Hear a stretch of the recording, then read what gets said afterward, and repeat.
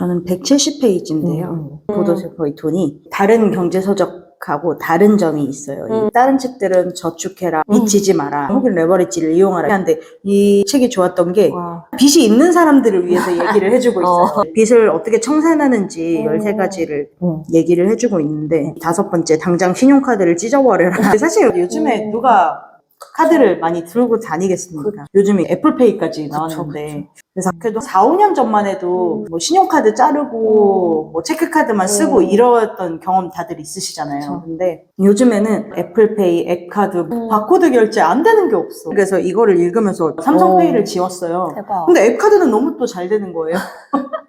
그쵸. 옛날에는 내가 스스로 절제할 수 있었는데 이런 결제 시스템이 온라인으로 넘어오면서 절제하기가 참 힘들다. 그러다 보니까 내가 빚을 지고 있음에도 불구하고 계속해서 빚을 지는 거예요. 신용카드 같은 경우에는 한 달 뒤에 결제일이 돌아오니까 빚같이 느껴지진 않잖아요. 결국에는 이것도 빚이거든요. 할부 결제를 하시는 분들 같은 경우에는 또 그게 계속 쌓이고, 전 다행히 할부 결제는 안 하거든요. 네, 무조건 인시블로. 할부가 습관돼요. 그건 맞는 것 같아요. 할부가 습관이 되기 때문에 어려운 것 같아요. 제가 신용카드를 없애면서 어떻게 해야 될까 생각했을 때 이 페이지에서 또 알려주는 게 항상 현금을 지니고 다니라고 하거든요. 근데 요즘과 너무 동떨어지기예요. 근데 이렇게 하면 불필요한 소비가 많이 줄 것 같다는 생각을 했어요. 요즘에 모험 소비도 많고요. 그리고 광고도 엄청 많고요. 사부로 인해서 스트레스 풀고 이러잖아요. 그런 부분하고 반대되는 부분인데 계속 빚을 지는 거에 대해서 반대로 하는 거죠. 근데 현금을 들고 다니는 게 너무 옛날 일이 돼버린 것 같아서 앱카드를 지우고 이제 현금을 들고 다니자 했는데 실제적으로 밖에 나갈 때는 핸드폰 하나만 갖고 나가게 되는 거예요. 편리함에 중독돼 버려가지고. 그래서 저축을 하고 빚을 청산한다는 거는 불편함으로 역행해야 되는 일인데 기술이 발달하면서 참 쉽지 않다.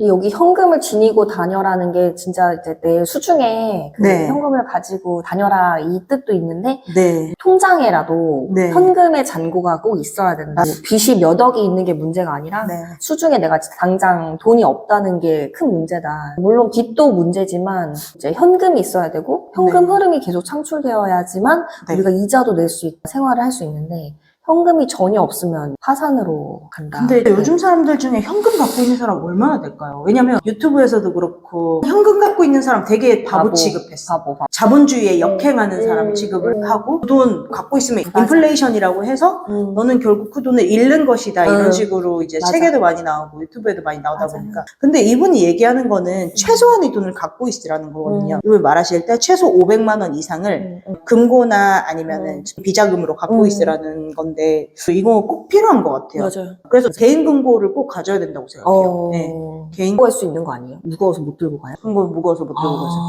장사하다가 현금 생길 일이 많지는 않지만 그래도 생기긴 생기거든요. 그리고 이 책이 디테일한 게 뭐냐면 돈이 생겼을 때 참 궁금하거든요. 갑자기 만기가 돼가지고 보증금을 한 번에 받는다던가 아니면 회사에서 뭐 1년마다 성과급 들어오잖아요. 이 돈은 어떻게 써야 되지? 라는 고민을 한 적이 있는 것 같아요. 목돈이 들어왔을 때. 목돈이 들어오기 전부터 고민을 하죠. 아, 나 이거 들어오면 어디 써야 되지?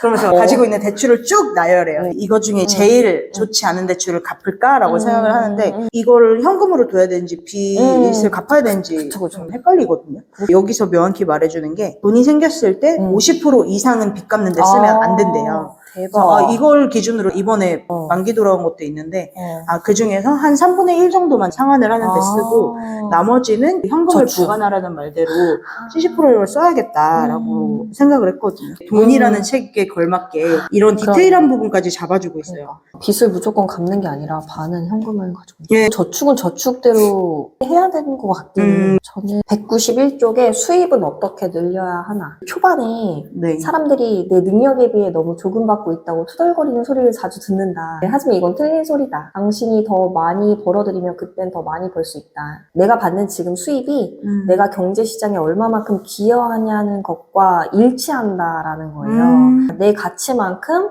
나에게 돈을 지불할 뿐이다. 지금 회사 다니면서 연봉을 다른 직업에 비해 적지 않게 받지만 항상 제가 하는 일에 비해선 적다라고 생각을 했어요. 워낙에 스트레스도 많고 업무 강도도 높고 하니까.